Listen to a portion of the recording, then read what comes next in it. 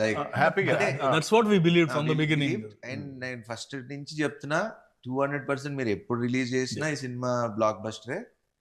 What ever ఇవన్నీ చెప్పుకుంటూ వచ్చా. ఇప్పుడు ప్రేక్షకులు చెప్తుంటే ఇప్పుడు ఇప్పుడు రీల్స్ చూస్తా ఉన్నా. ఇది మన సినిమాలో రీల్స్ లాగా చిన్న బిట్స్ పెట్టి చూస్తున్నా. దాంట్లో ఆ బిట్స్ కి అసలు ఎంత నవ్వుతున్నారు థియేటర్ లో. మన కిషోర్ది చూసా. కిషోర్ వెళ్ళి సంపత్ గారిది కాళ్ళు కడుగుతాడు. ఒరే కాళ్ళు కడిగినట్లేదు, పెడిక్యూర్ చేసినట్టు. సో ఇలాంటివన్నీ అసలు అంటే ఇప్పుడు I can't wait to go and నేను కోర్టులో ఆయన అంటారు కదా, నాకు ఇప్పిస్తే ఒక మాస్ థియేటర్ శ్రీరామ్ లో రాజా ఉన్నప్పుడు చెప్పాల్సిందే.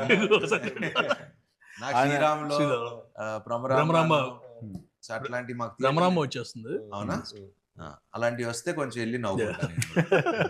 ఇదే నాకు ఆ మాస్ జనాల్లో చూడాలి. వెన్నెల కిషోర్ గారు చాలా ఇన్నోసెంట్ గా చాలా చాలా నీట్ గా చేశారు. నాకు చాలా నచ్చింది. ఆయన ఫ్లోలో ఆదేశిస్తున్నాను అంటారు కదా జడ్జిని, ఆయన ఆదేశిస్తున్నాను అనకూడదు, అభ్యర్థిస్తున్నాను.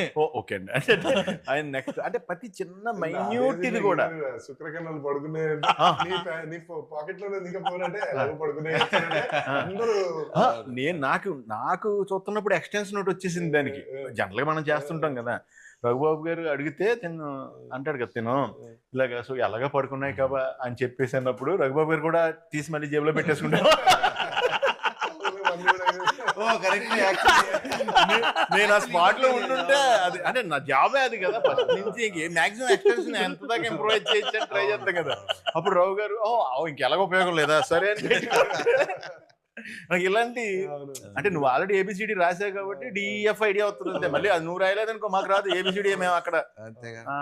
అదొకటి ఇంకోటి అది బాగా మీరు కన్ను కొట్టి నడిచేది కదంటే ఆయన కూడా కన్ను కొట్టి అవన్నీ యాక్షన్ రియాక్షన్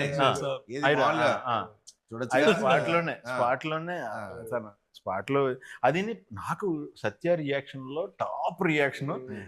పెళ్ళికొడికి ఎక్కడ చాలా కూల్ గా నరేష్ గారు ఎంట్రీ అసలు ఒక జర్కిస్తారు కదా తర్వాత ఆయన సూపర్.